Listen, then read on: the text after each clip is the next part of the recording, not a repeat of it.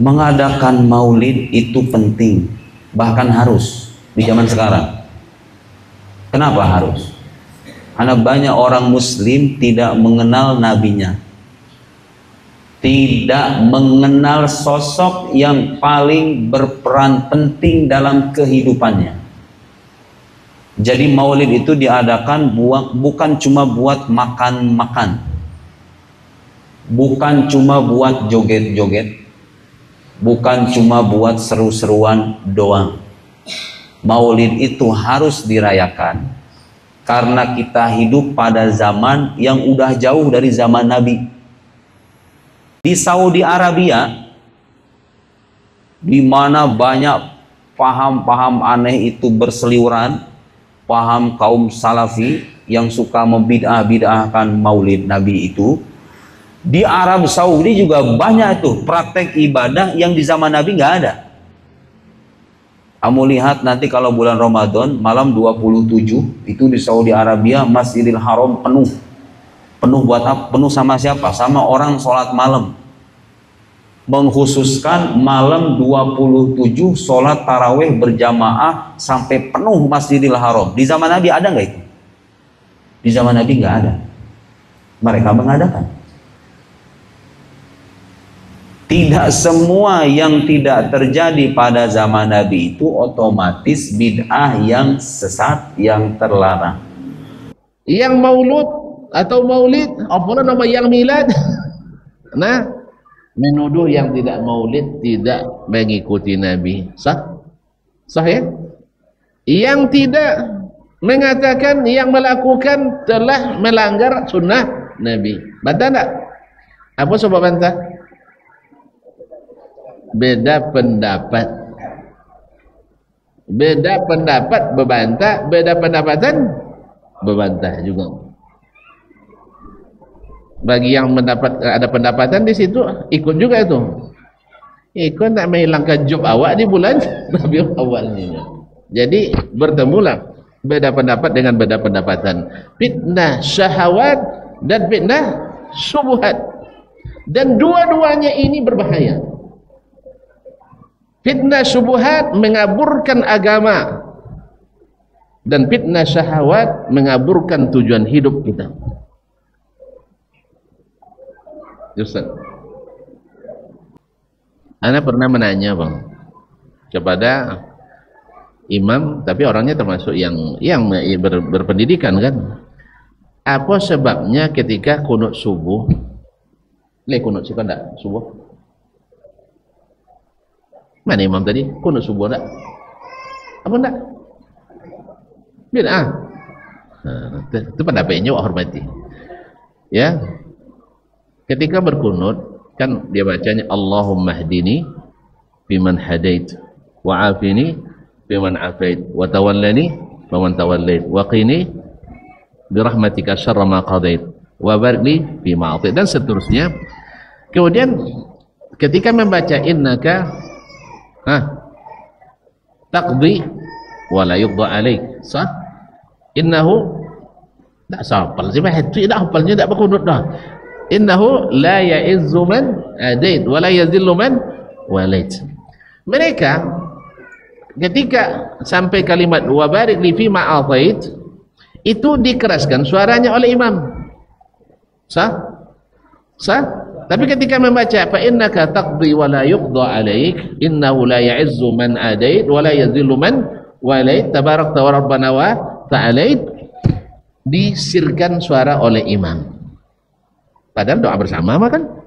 Doa bersama harus dijaharkan. Apa disirkan? Apa jawabannya? Sebab yang tadi doa harus diaminkan, kalau ini zikir maka disirkan. Oh berarti kalau gitu zikir itu harus disirkan ya? Iya Ustaz. Baik. Tapi setelah antum salam kok dijaharkan zikirnya?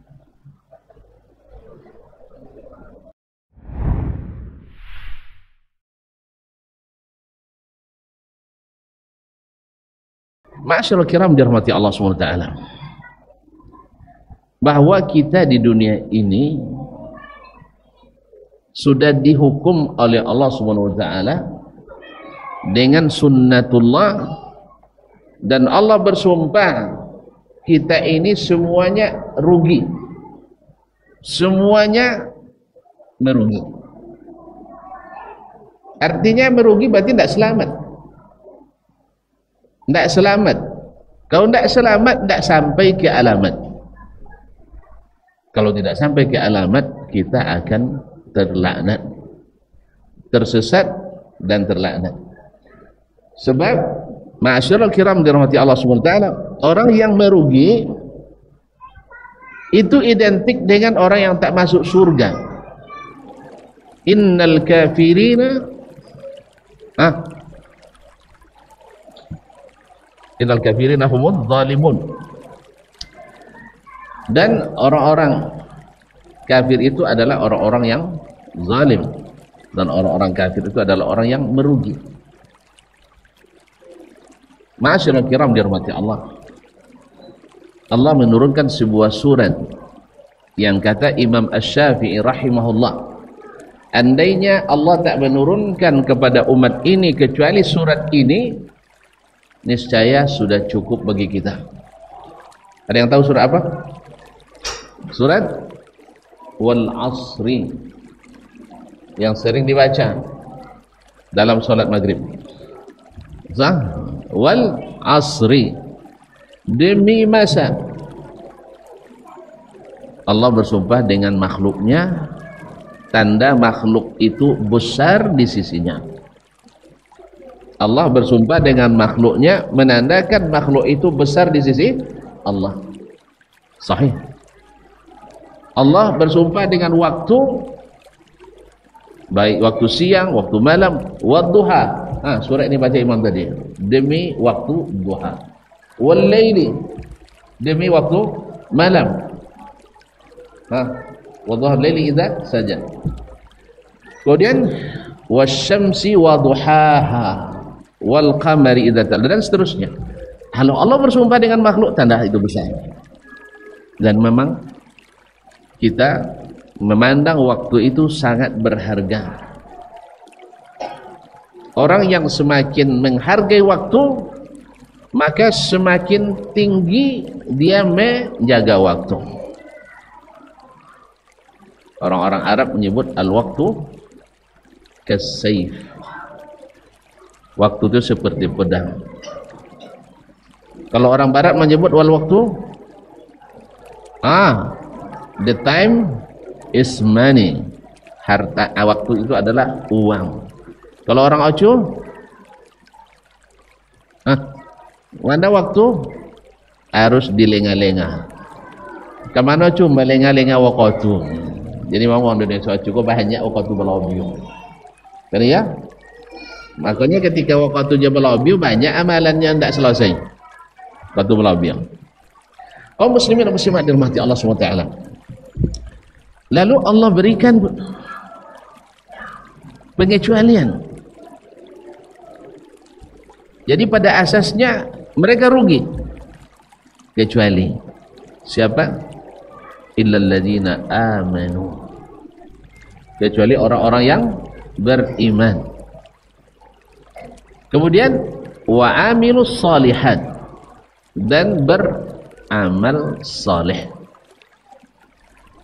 Wa tawasau bil haqqi wa tawasau bis sabri, saling menasihati untuk tetap bersabar dan saling menasihati untuk tetap di atas kebenaran.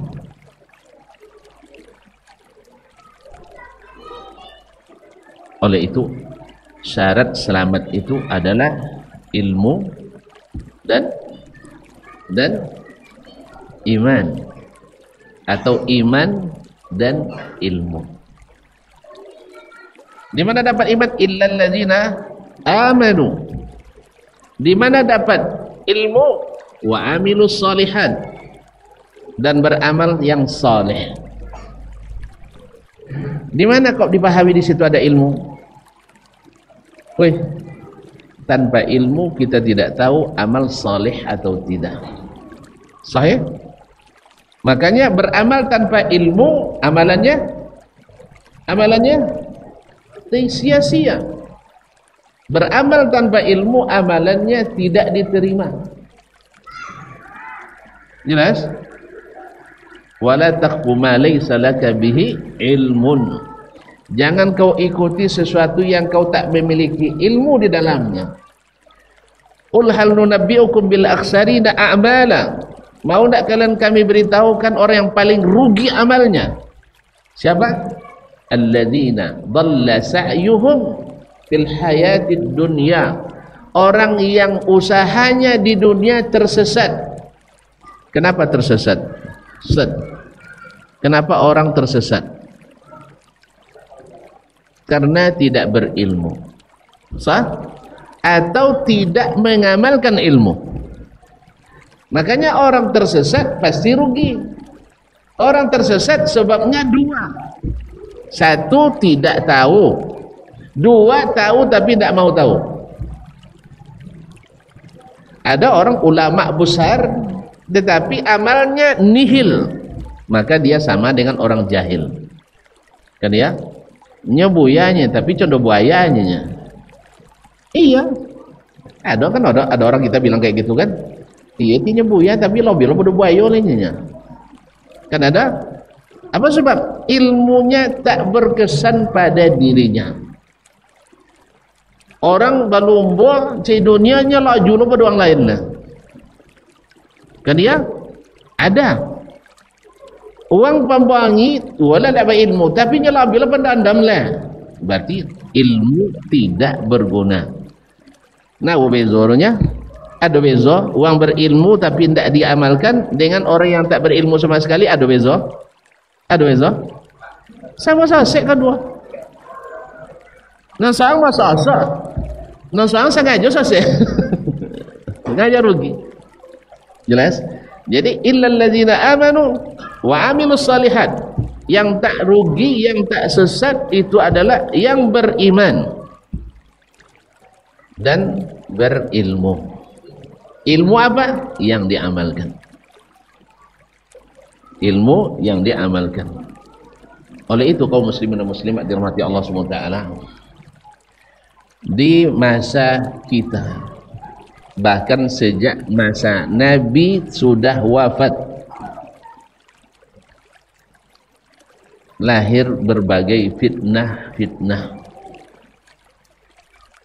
Karena Nabi sudah katakan, siapa yang hidup di antara kalian nanti setelahku pasti akan melihat perselisihan yang banyak.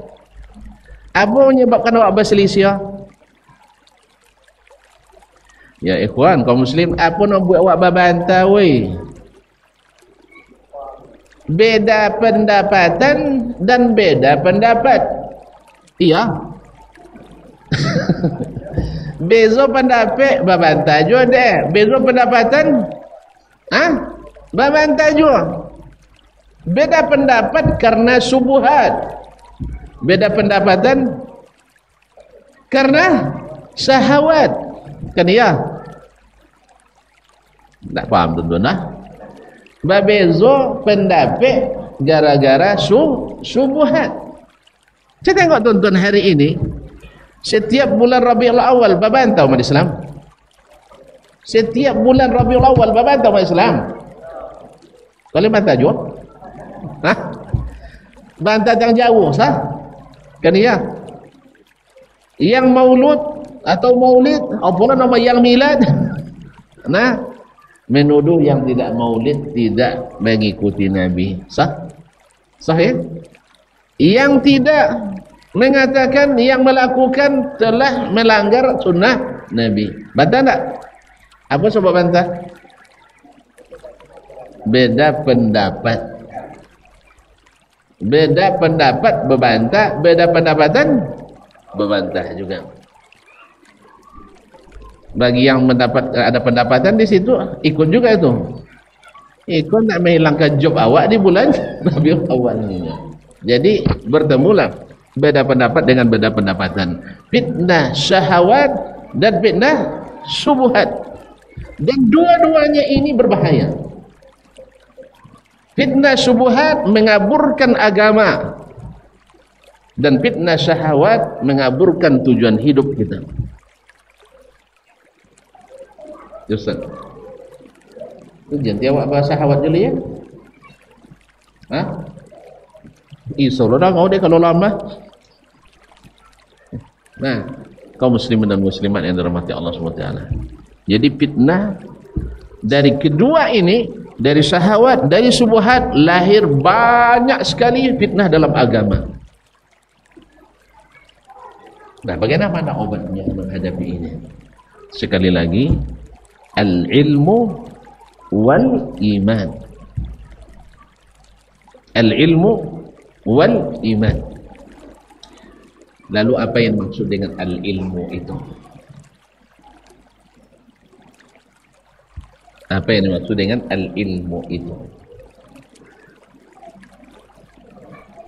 Para ulama as-salaf menyebut al-ilmu huwas sunnah.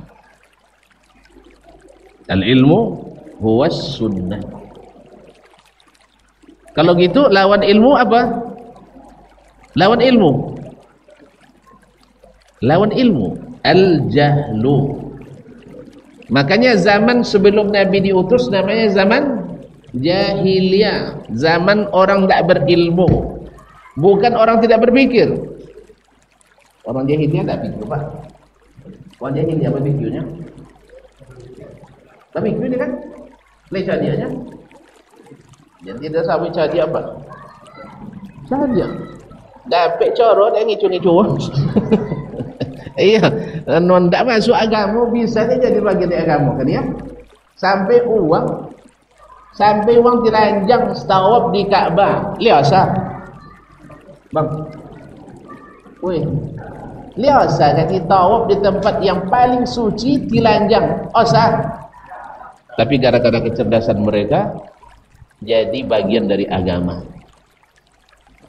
Padahal salah satu syarat sahnya tawaf itu adalah menutup aurat. Tapi karena kecerdasan mereka berpikir, bukan karena berilmu, orang dibuatnya tertipu. Makanya orang-orang cerdas sampai hari ini banyak yang menipu orang kalau dia tidak menggunakan ilmu. Iya enggak? Buat contoh, misalnya kalau buat contoh tersinggung belek tuan-tuan. Ini tuan-tuan bawa aja belek pengaji. Nah, dia buat contoh lah ya. Jelas ya. Ini tersinggung abang doa. Nah, kalau buat contoh tersinggung. Jadi kalau janji tak tersinggung nak sabui. Ini nanti nak kena sabui nak nampak dedean. Kan dia. Nak kan ngarang-ngarang citur dah dan nampak dedean. Itu yang kamu sabui contoh. Nah, jadi banyak orang dengan kecerdasannya menipu orang dalam beragama. Tapi tak mungkin orang yang menggunakan ilmunya menipu orang dalam beragama. Makanya harus jelas apa yang dimaksud dengan ilmu itu. As-sunnah. Berarti Al-Quran masuk tak? Masuk. Karena seluruh Al-Quran ada dalam sunnah. Dan tidak semua sunnah ada dalam Al-Quran. Itulah sebabnya orang yang tidak sesat disebut ahlus sunnah. Orang yang tak kena syubhat disebut dengan ahlus sunnah. Golongan yang selamat disebut dengan ahlus sunnah. Kenapa? Karena sunnah mencakup Al-Quranul Karim. Sedangkan Al-Quran tidak mencakup seluruh sunnah Nabi SAW. Jadi sahabat non selamat doa ahlus sunnah. Nah, al-ilmu huwa sunnah. Lawan ilmu apa tadi? Al-jahlu. Berarti lawan daripada sunnah? Tak berlawan dong. Ilmu lawannya al-jahlu. Al-ilmu itu adalah as-sunnah. Sedangkan al-jahlu, lawan sunnah. Apa dia gua? Banyaklah tersinggung belek. Jadi bojo belek tu. Atau amankan belek dulu. Pulang balik. Tuan-tuan, nya tu tiada je tu dah. Dahulu sosek uang moka sebelum Nabi tiba. Apa dia tak sosek mereka? Nya agama mereka nya ndak. Uang jahiliyah dahulu beragama nya ndak. Siapa Tuhan mereka? Tidak ada Tuhan. La ilaha illallah. Indak Tuhan waduh. Siapa Tuhan? Allah. Allah Tuhan orang jahiliyah. Buktinya, dan catat di antara sahabat yang bernama Abdullah di masa jahiliyah lahirnya tidak kurang dari 60 orang. Wajar. Berarti mereka, apa arti Abdullah? Hamba Allah. Berarti mereka meyakini Allah? Iya. Andainya Al-Quran tidak menyatakan itu, kita sudah punya bukti dari nama-nama mereka, sah? Tapi Al-Quran juga membuktikan. Ketika ditanya, qul liman ma fil ardi ma fil ard, qul yaquluna lillah. Sah? Woi. Ketika dikatakan kepada mereka, siapa yang memiliki yang di langit dan di bumi? Jawab mereka, Allah. Jadi mereka orang Mekah itu memahami bahwasanya Tuhannya Allah. Terus apa sebabnya mereka kok sampai tersesat? Apa dia sampai sosek? Nabi Ibrahim majunya sosek? Enggak. Nabi Ismail majunya nyimpang? Enggak. Siapa majunya nyimpang? Siapa yang maju mereka menyimpang? Para tokoh-tokoh agama yang mengandalkan kecerdasan berpikir, bukan ilmu. Kalau ilmunya dah jelas, Ibrahim hanifan, orang bertauhid.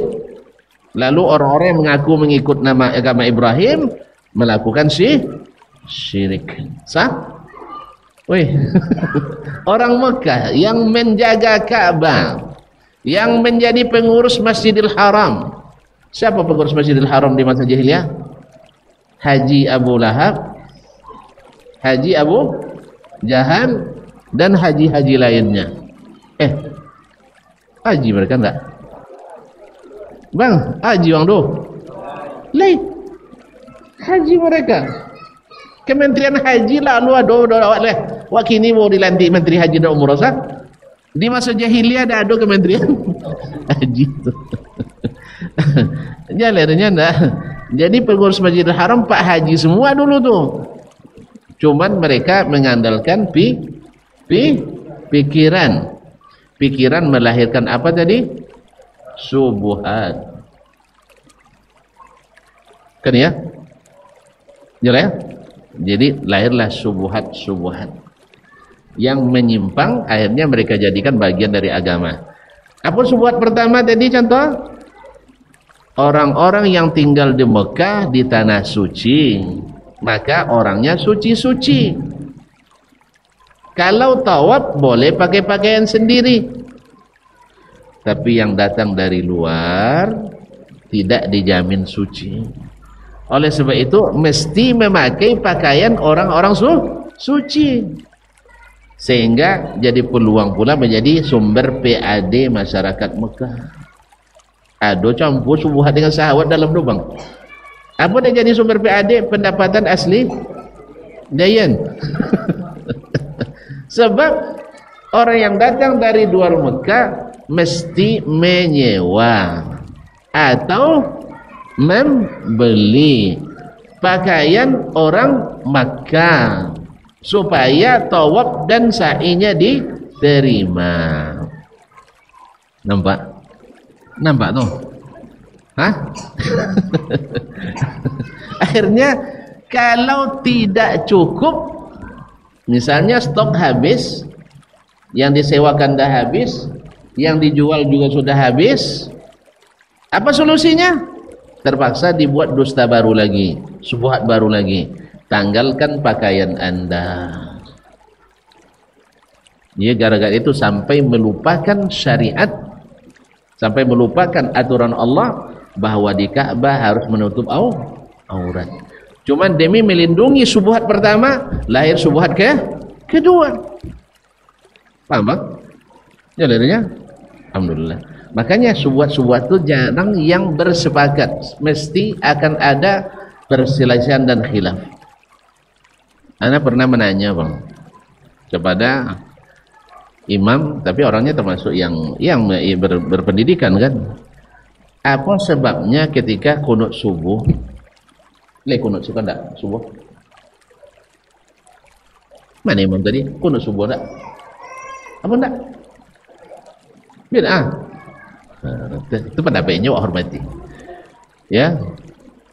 Ketika berkunut kan dia bacanya Allahumma hdini biman hadait wa afini biman afait wa tawallani faman tawallait wa qini birahmatika syarra ma qadait wa barik li fima atait, dan seterusnya. Kemudian ketika membaca innaka taqdi wa la yuqda alaik, sah? Innahu tak hafal sih, itu tak hafalnya tak berkunut dah. Innahu la ya'izzu man adait wa la yazillu man walait. Mereka ketika sampai kalimat wa barik li fima atait itu dikeraskan suaranya oleh imam. Sah? Sah? Tapi ketika membaca fa innaka taqdi wa la yuqda alaik innahu la ya'izzu man adait wa la yazillu man walait tabarakta wa rabbana wa ta'alait, disirkan suara oleh imam. Padahal doa bersama mah kan? Doa bersama harus dijaharkan. Apa disirkan? Apa jawabannya? Sebab yang tadi doa harus diaminkan. Kalau yang ini zikir, maka disirkan. Oh, berarti kalau gitu zikir itu harus disirkan ya? Iya Ustaz. Baik. Tapi setelah antum salam kok dijaharkan zikirnya?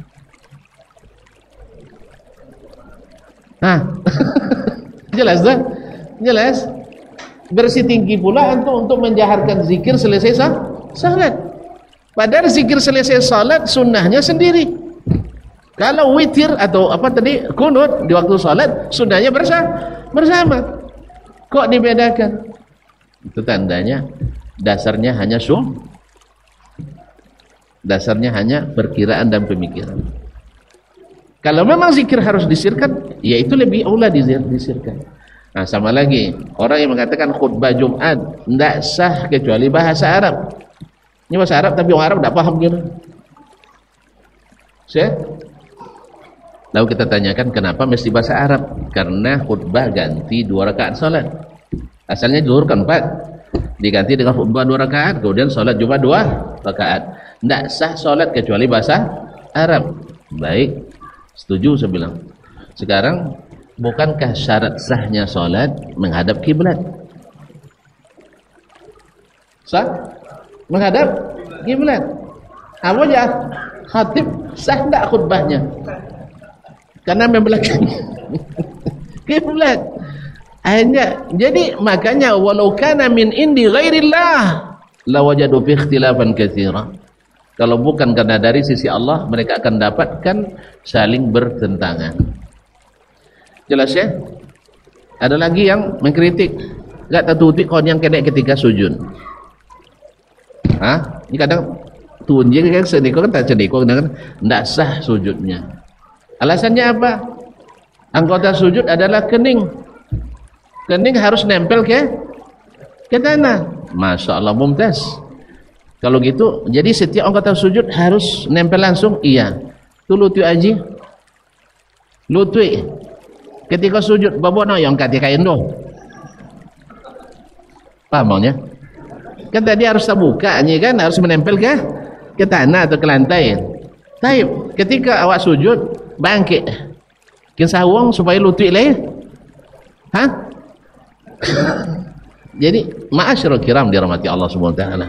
Ini yang ilmu yang mohon maaf saya menghormati, memang ada ijtihad sebagian ulama yang mengatakan itu ya, selama dia bagian dari pakaian kita tidak boleh dijadikan alas untuk salat.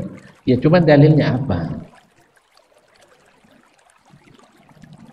Nah, kawannya kan terjadi perselisihan yang banyak. Taib, bukankah salat boleh pakai sambil sepatu? Pakai sepatu? Boleh. Ketika pakai sepatu, ujung jari kan bagian dari anggota sujud. Nah, sekarang nempel apa tidak? Nah, jadi jangan mempersulit yang mudah. Jadi ada lagi yang ketika ruku mukanya melihat melihat ke depan. Padahal sudahnya melihat ke depan, sujud. Ini ada itu ni orang dia. Apa itu? Kan harus menghadap kiblat Ustaz. Baik, mumtaz. Ada kiblat. Kini tangan aja lah menghadap kiblatnya dah. Jadi kadang-kadang banyak pendapat-pendapat yang dibuat-buat dan tidak berdalil, kadang-kadang sampai pada meragukan orang dengan ibadahnya. Nasallallahu salamatul afiyah. Baik, kembali ke yang tadi. Azan dulu. Ini kalau azan minta qomat dulu. Baik, azanlah dulu. Pak, tadi masuk. Baik, kaum muslimin, kaum muslimat dirahmati Allah, ini sudah mungkir janji nampaknya, Pak. Lebih dari yang ditargetkan. Dah, oleh sebab itu saya tidak akan memperpanjang. Kita ulang pertama kali kembali bahwa fitnah adalah ujian menyebabkan kerugian. Sahih? Dan fitnah itu lahir dari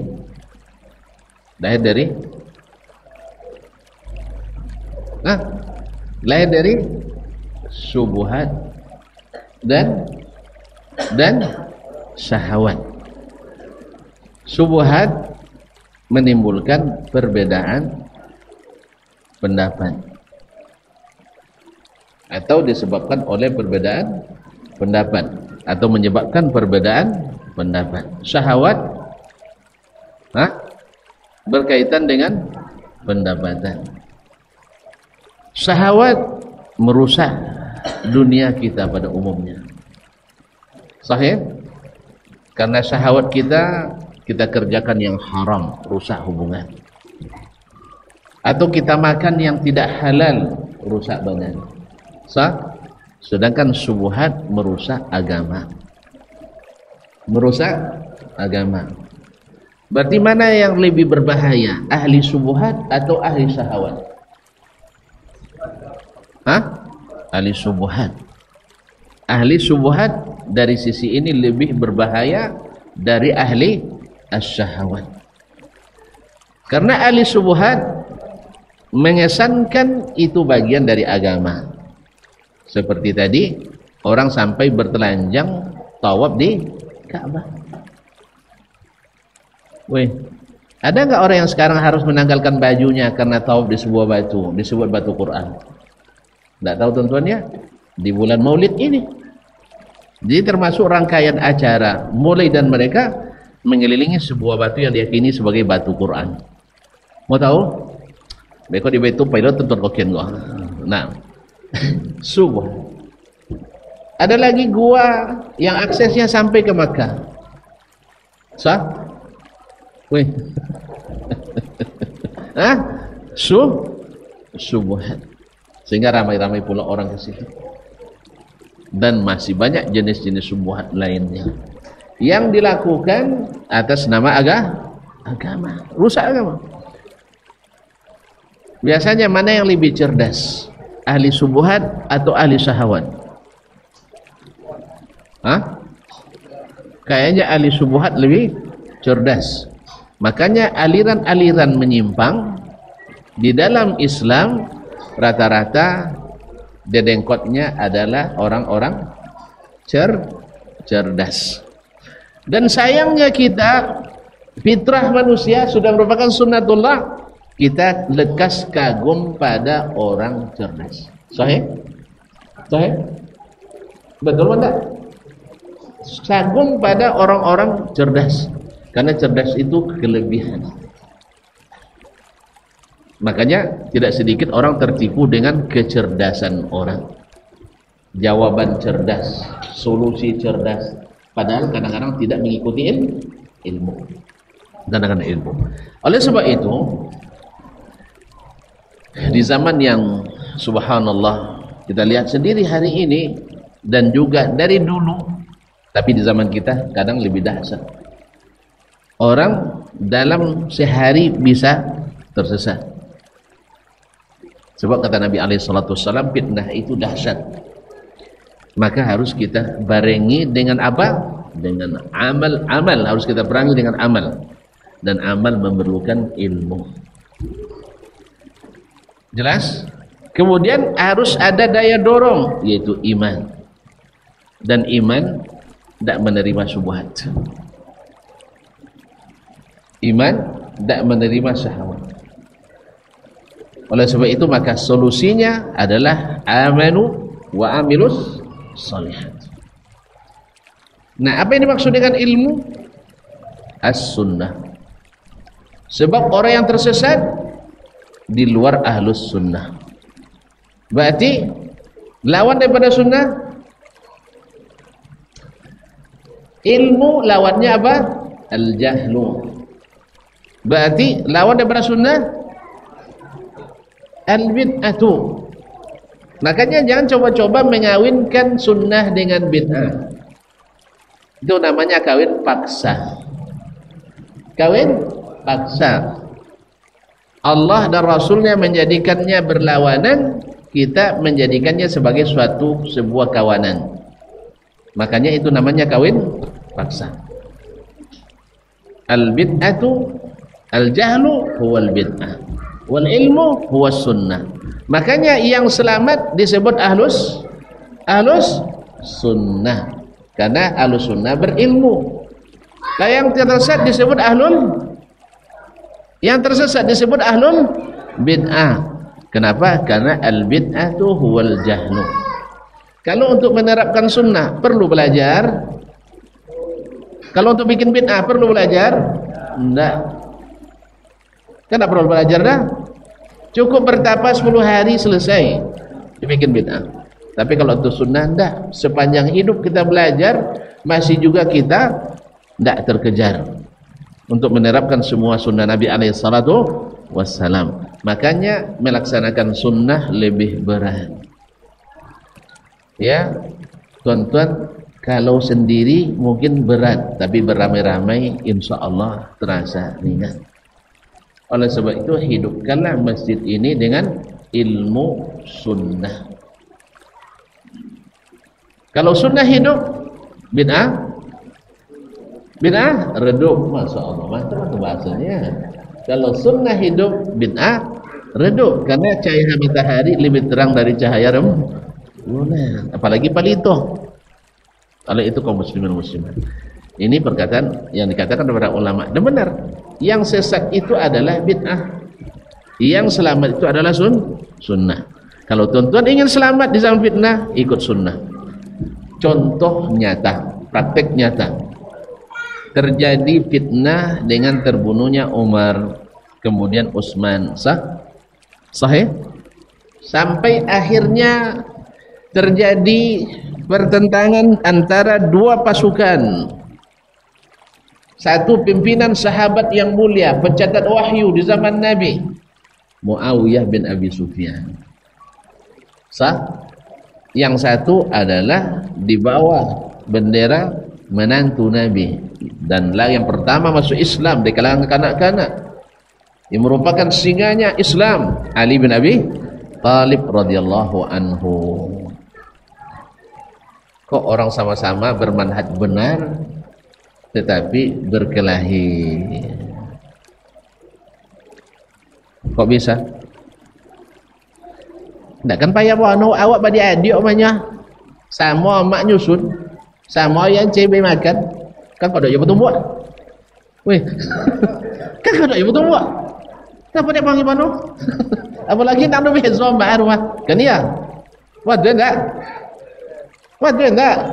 Awak sama mak awak, sama ya awak, sama pinggan awak, sama sudu awak. Sama janjang, sama tempat lolok. Ada betul buat. Biasa orangnya. Tuh, gara-gara bertumbuk hilang persahabatannya, bukan saudaraan? Enggak. Usah ada manhaj?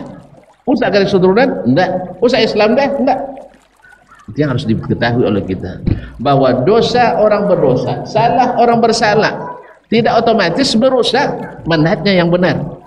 Orang di jalan tol, jalan Lui, ada kecelakaan, itu salah jalannya? Salah jalan? Enggak. Kadang talaju gas bang di jalur lambe, tak lambe boleh di jalur capek, kan iya? Kadang ngantuk sambil nyetir, Ini tidak ada salah jalan lah. Cuman kecelakaan di jalan lurus. Paham? Kalau nak tuntut dia tuntut, co jadilah gubernur, ya, tuntut itu masalah. Jadilah presiden, tuntut itu masalah. Ini kalau tak jadi, sanang-sanang debat tu sanang-sanangnya bang nyalang, tu paling sanang. Nampak yang tak sanang ketika disolang. Jadi.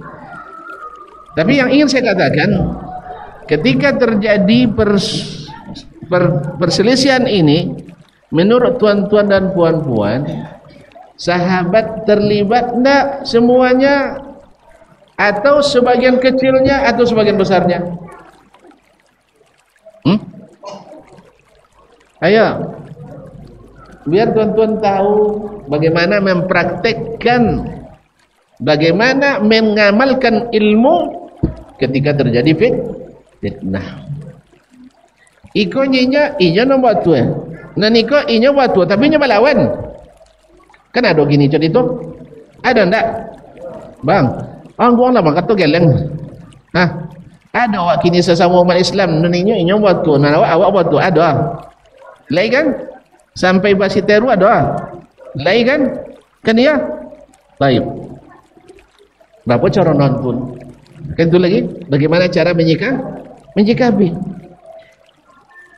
Maka ilmu di sini pentingnya.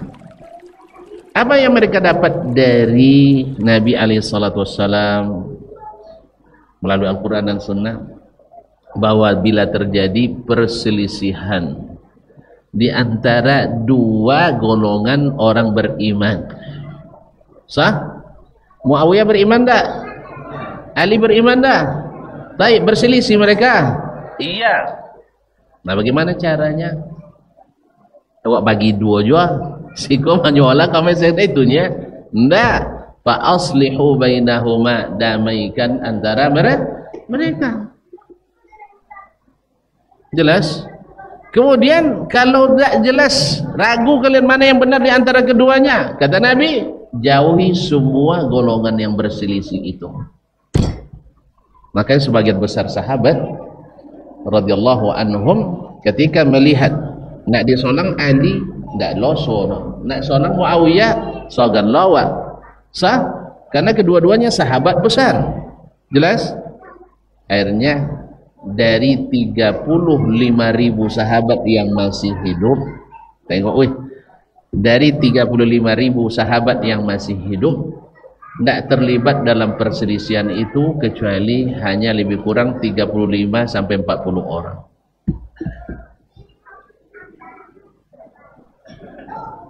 Nampak? Kalau sampai awak kini babanta wali desa kau jadi sah, pak orang nak atuh, dari 2020 orang kali ndak atuh, selebih nyebola kami antu hanggik badan tu. Jadi dari 35.000 yang ikut 35 orang, kata Imam Az-Zahabi rahimahullah. Yang lain tidak ke Ali dan tidak ke Muawiyah. Kecuali masing-masing mereka mencoba melobi Muawiyah untuk menahan diri atau mencoba meyakinkan Ali untuk menahan diri. Cuman yang di kalangan tabi'in kan itu banyak anak-anak muda yang masih darahnya darah muda, darah yang berapi-api. Ditambah lagi banyak yang berkepentingan memancing di air keruh. Jelas? Assalamualaikum warahmatullahi wabarakatuh. Sampai jumpa kembali di World Islam Channel.